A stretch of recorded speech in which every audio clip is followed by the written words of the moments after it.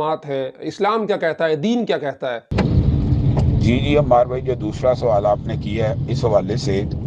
رسول اللہ صلی اللہ علیہ وسلم کے احکامات بڑے واضح ہیں کہ رسول اللہ صلی اللہ علیہ وسلم نے صحابہ کو حکم دیا کہ وہ خودکشی کرنے والے کی نماز جنازہ پڑھیں، لیکن رسول اللہ صلی اللہ علیہ وسلم نے خود نہیں پڑھی۔ عادی طور کے اوپر رسول اللہ صلی اللہ علیہ وسلم نے اجتناب کیا، تو یہاں سے یہ بات ثابت ہوتی ہے کہ کبار علماء کو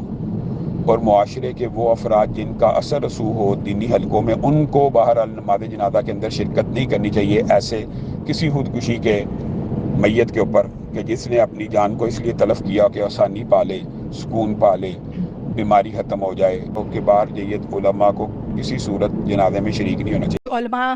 بیٹھ کے یہ بول رہے ہیں، دین کے ٹھیکیدار سو کالڈ، کہ جی جو ایک حدیث پیش کرتے ہوئے کہ جی نبی صلی اللہ علیہ وسلم نے جو ہے وہ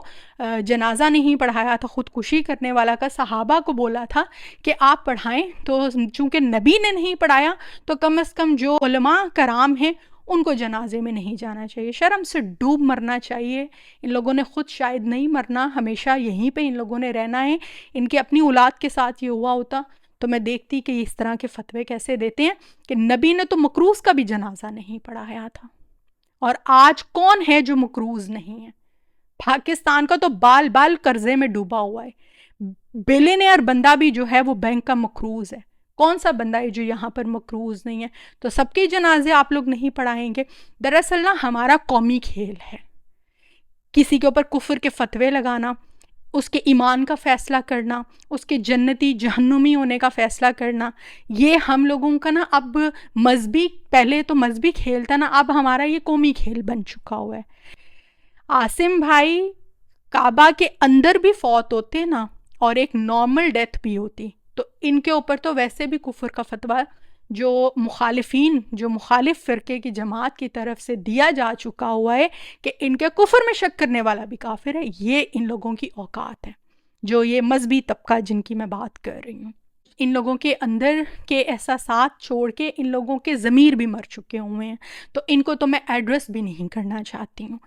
اور جو باقی لوگوں کو انہوں نے گمراہ کیا ہوا ہے، اور اس کے حوالے سے کچھ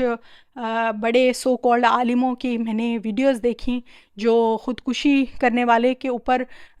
فتوے دے رہے تھے۔ خودکشی کرنے والے کے حوالے سے ایک صحابی تھے، ایمان لے کر آئے، ہجرت کی، اور ان کی وہ ایک بیماری میں مبتلا ہوئے کہ وہ تکلیف نہ سہ سکے اپنی بیماری کی، اور انہوں نے اپنی رگ کاٹ لی۔ تو جب ان کی وفات ہو گئی، بعد میں چونکہ خواب جو ہیں وہ نبوت کا 40واں حصہ ہے اور ابھی نبی موجود ہیں، تو ایک صحابی کی خواب میں وہ آئیں، اور صحابی نے ان سے پوچھا کہ اللہ نے تمہارے ساتھ کیا معاملہ کیا؟ تو انہوں نے کہا کہ اللہ تعالیٰ نے نبی صلی اللہ علیہ وسلم پہ ایمان لانے کی برکت سے مجھے بخش دیا ہے۔ اللہ اکبر! یہ وہ خواب دیکھ رہے ہیں کہ ان کو بخش دیا گیا ہے، اور وہ اپنا ہاتھ نہیں دکھا رہے، تو انہوں نے فرمایا کہ تم اپنا ہاتھ کیوں نہیں دکھا رہے ہو؟ تو انہوں نے کہا کہ اس کو چھوڑ دو، یہ ابھی اللہ تعالیٰ نے اس کی تکلیف کو کم نہیں کیا۔